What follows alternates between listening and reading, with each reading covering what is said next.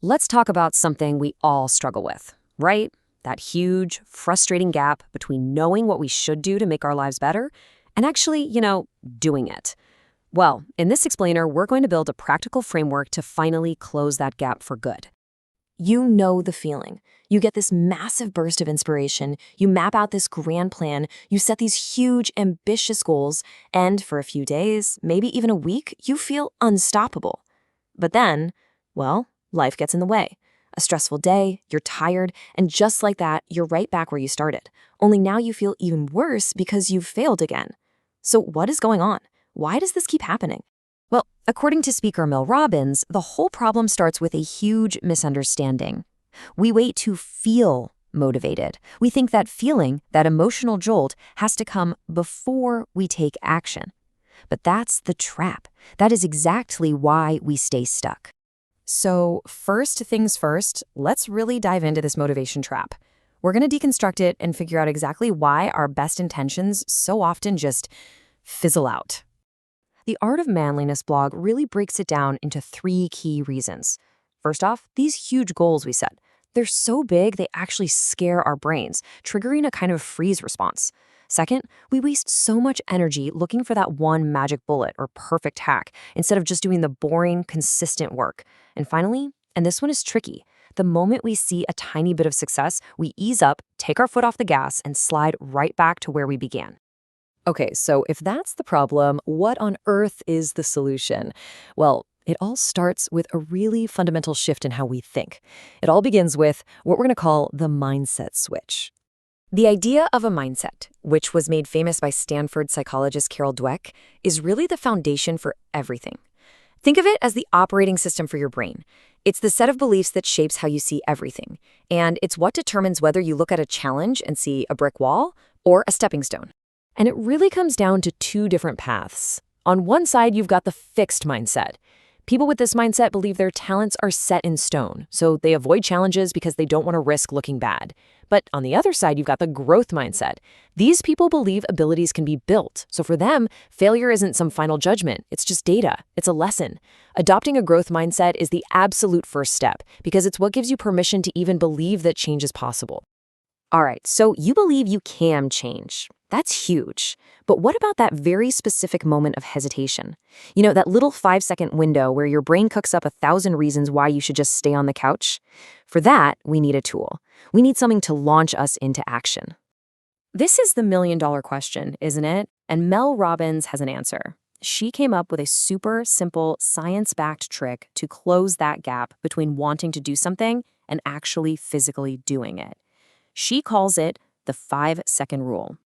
It's so simple. The second you have an instinct to act on a goal, to get up, to speak up, to start, you just start counting down from 5. And as you count, something amazing happens. You're interrupting the part of your brain that's about to hit you with all the excuses and the self-doubt. See, counting backwards actually takes focus, so it forces your brain to shift gears, moving away from those feelings of hesitation and directly toward action. What you're really doing is a form of metacognition, which is just a fancy way of saying you're outsmarting your own brain. It's like a little cheat code to take conscious control. And then, when you hit one, you have to physically move. That's the rule. You just go. This tiny action creates a starting ritual, and that ritual builds real momentum. You're not waiting around for motivation to show up. You're literally creating it. Okay, so you launched yourself into action. Amazing. But how do you keep it going? How do you make progress stick for the long haul without just burning out? Well, this is where we switch from the launch to the journey itself. The antidote to feeling totally overwhelmed by massive change is this philosophy called Kaizen. It's a Japanese concept that's all about continuous improvement through tiny, almost laughably small incremental steps. The whole idea is really simple, summed up perfectly by Benjamin Franklin here. You don't take down a giant oak tree with one huge swing of an axe, right? No way. You do it with thousands of small, consistent chops. So instead of trying to overhaul your entire life overnight, your goal is just to get 1% better today. That's it. Now, at first, a 1% improvement is, well, it's basically invisible. You won't even notice it. But those tiny little gains start to compound on each other day after day. They build momentum, slowly at first, and then faster and faster, until you look back a year from now and you can't even recognize the person you were. That is the incredible power of the compounding effect. So here's how it all fits together in this beautiful, simple framework. The growth mindset gives you the permission to believe you can change, the 5-second rule gives you the physical push to start, and Kaizen gives you the sustainable path to keep going, one tiny step at a time. And now for a little bonus and advanced technique.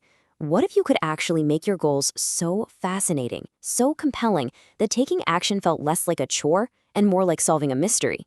Well, you can by using the psychology of a great hook on yourself. So, a creator named Callaway developed this formula to make content absolutely addictive, and it works by creating what's called a curiosity loop. First, you state your goal and why it matters. Then you hit yourself with a surprising but that stops you in your tracks. And finally, you reveal an unexpected or contrarian way to reach that goal, which makes your brain desperate to find out more. Here's a perfect example. The context is saving money on your mortgage. The surprising interjection is, but it's not the high interest rates. Right away, you're hooked. You have to know what it is. Your brain needs to close that loop. That's the power of that contrarian snapback. And the cool part is you can totally use this on yourself. Instead of just saying, "Ugh, I need to lose weight," you can frame it like this. I want to lose 10 pounds so I have more energy. But the real reason I've always failed isn't willpower. It turns out the secret is actually, and then you fill in the blank with your tiny Kaizen step. You're creating a story that pulls you forward instead of having to push yourself. So this is it. It all comes down to this moment. Knowing this stuff isn't what creates change. Doing it is. You now have the full framework, the mindset to believe, the rule to launch yourself, and the path to keep going. So the only question left is what tiny 1% action are you going to take right now? The clock's already ticking.